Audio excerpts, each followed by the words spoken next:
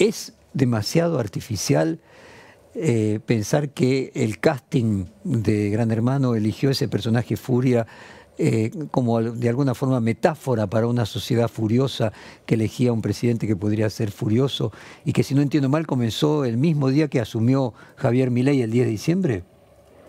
Hola Jorge, no lo sé, yo creo que no, creo que Furia, viendo a la distancia, ¿no? Pero es una opinión, creo que ella se imponía como elegida para cualquier programa como este, porque es un personaje magnético, ¿no? Como decías, despierta amores y odios, pero era imposible no mirarla, y yo creo que fue la gran protagonista de esta edición, que comenzó el 11 de diciembre, al día siguiente de la asunción de Milei.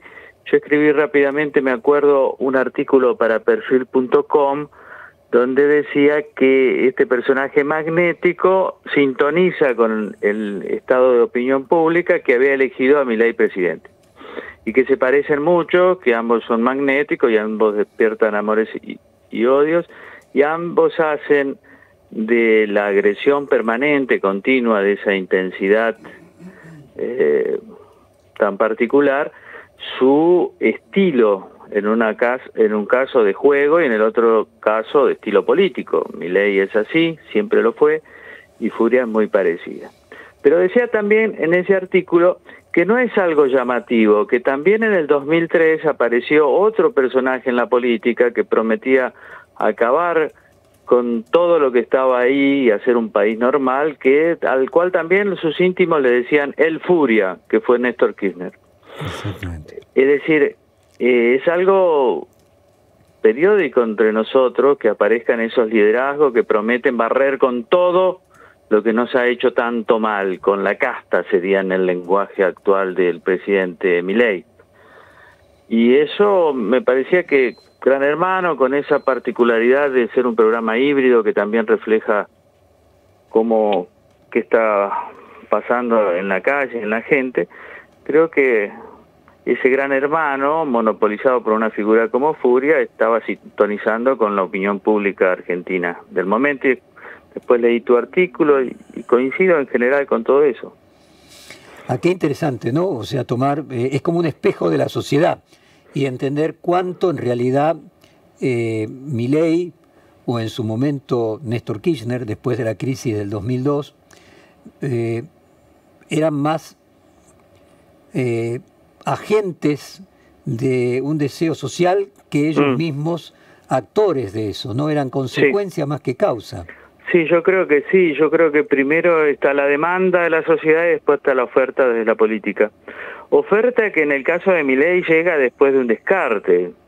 Yo creo que, bueno, Alberto Fernández estaban descartados, pero también Larreta se descarta solo porque no sintoniza con esa demanda. Exacto. Y aparece Milei, pero aparece después, y me parece que esa es la idea de la idea del análisis, porque Gran Hermano tiene esta particularidad, que es un juego, se compite por un premio, hay reglas, pero también es un reality, y es un híbrido muy interesante porque la realidad se va colando de distintas maneras. Primero, a través de los personajes, ¿verdad?, que nos reflejan, y que reflejan ese cambio, porque el Gran Hermano de la edición anterior fue totalmente distinto. Ahora, fíjate una cosa, que también es una alerta para Milei. La gente se cansa. Con la política sucede eso. Nosotros hemos tenido grandes mandatarios a nivel mundial, Fernando Enrique Cardoso, Clinton, Felipe González, Tony Blair, Mitterrand, y la sociedad terminó cansándose de cada uno de ellos, y terminó no echándolos, pero expulsándolos, digamos, para no ser tan duros. En el caso de Furia, es un personaje tan intenso que la misma gente que tanto la había respaldado, anoche terminó echándola con el 62% de los votos. Y esto es una alerta para Milei. Primero, que en políticas hay un momento que se pierde, y eso es lo único cierto casi de la política. Y segundo, es que los personajes intensos también despiertan odios intensos, como es el caso de Furia. ¿Qué pasará con Milei? Yo no lo sé, no se puede saber, pero yo que él estaría atento a todos estos fenómenos. Muy interesante, Ceferino. Quiero llevarte a otro tema. La semana pasada, por el G7 por un lado, porque el Papa recibió además al gobernador de la provincia de Buenos Aires, había recibido el día anterior a sindicalistas del sindicato de aeronavegación y posó con banderas de aerolíneas argentinas. Hubo un protagonismo del Papa, tanto con Milei, con el presidente Biden, que es católico, con Giorgia Meloni, que también tiene parece una empatía, pero un Papa político.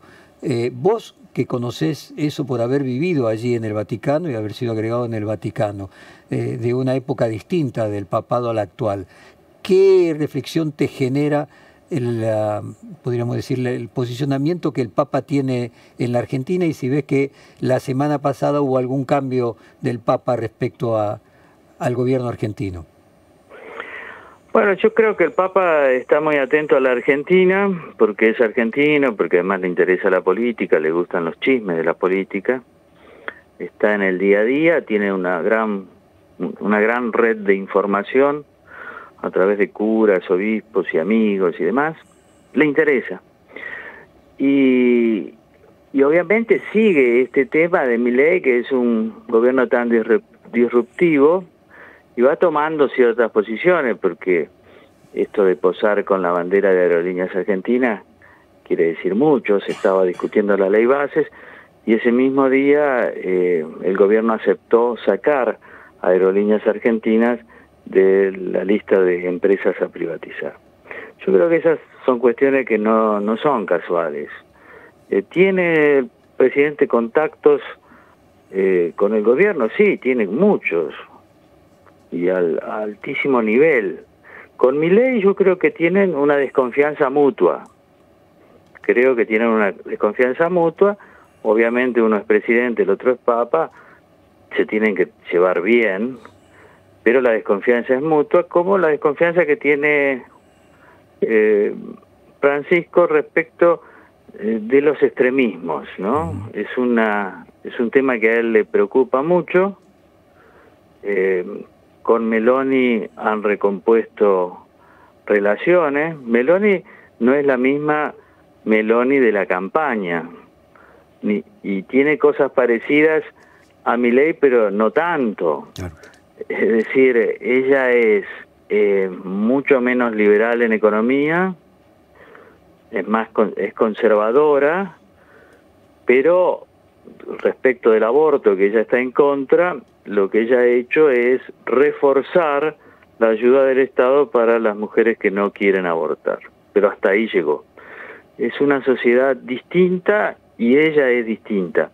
Entonces ahí ha mejorado el vínculo con el Papa, además que Meloni ha sido fortalecida en los últimos comicios, y el Papa también es una persona pragmática. Pero él se mete en este fenómeno de la irrupción de los extremos, ¿no? Que está dando tanto que hablar en Europa, en Estados Unidos, yo diría que en casi todo el mundo. Y la Argentina es el país de él, y la Iglesia siempre está atenta a los que más sufren, a los pobres, que vendría a ser como le diríamos, para que no se enojen los curas, entre comillas, su clientela natural, ¿verdad?